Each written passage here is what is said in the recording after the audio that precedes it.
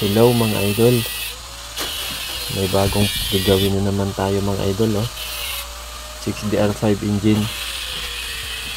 Gagamitin ito mga idol sa bangka, kaya gagawa natin ng chassis.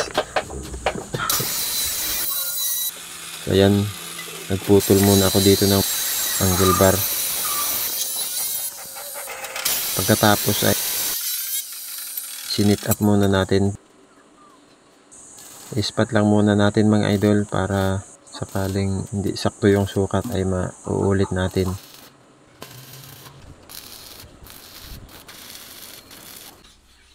Isasalpak na natin dito sa engine para malagay na natin yung mga tukod. So ayan, ispat muna natin mga idol yung mga tukod dito sa engine bracket, tapos yung banda doon sa transmission. Tapos mayroon pa yan sa gitna mga idol para mas matibay siya.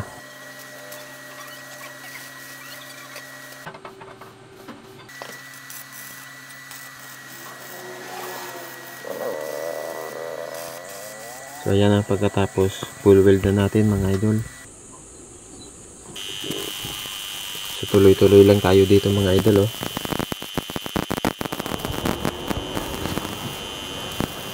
Shout out sa inyong lahat mga idol.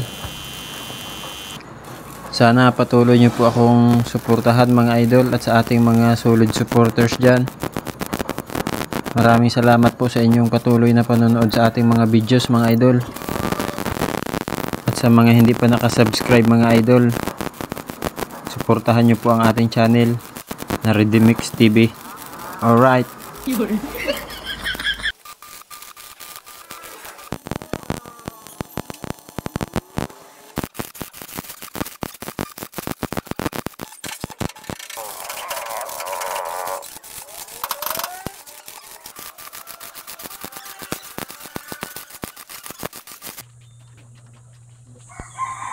Tanggalin muna natin yung chassis para ma-full weld natin yung mga bandang ilalim.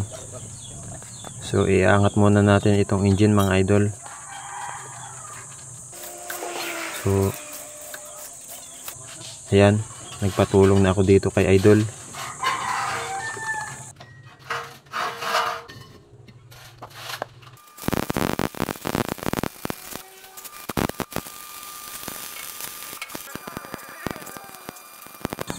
Tapos lilinisin natin. Ayan, gumamit ako dito ng cap brush. Pipinturahan natin itong mga idol para mas matagal siyang kalawangin.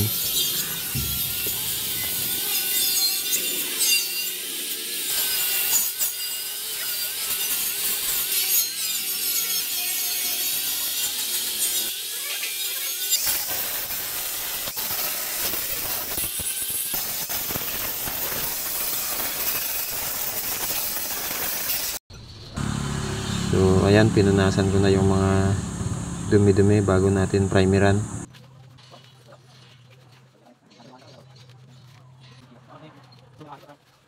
Binugahan na natin ng primer mga idol.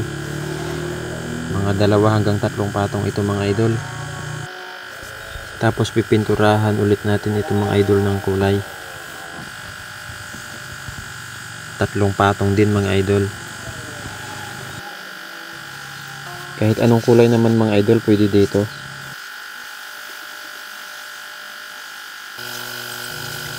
Maraming salamat mga idol sa inyong panonood sa aking mga video. Sana patuloy nyo po akong suportahan mga idol. Maraming salamat. I love you.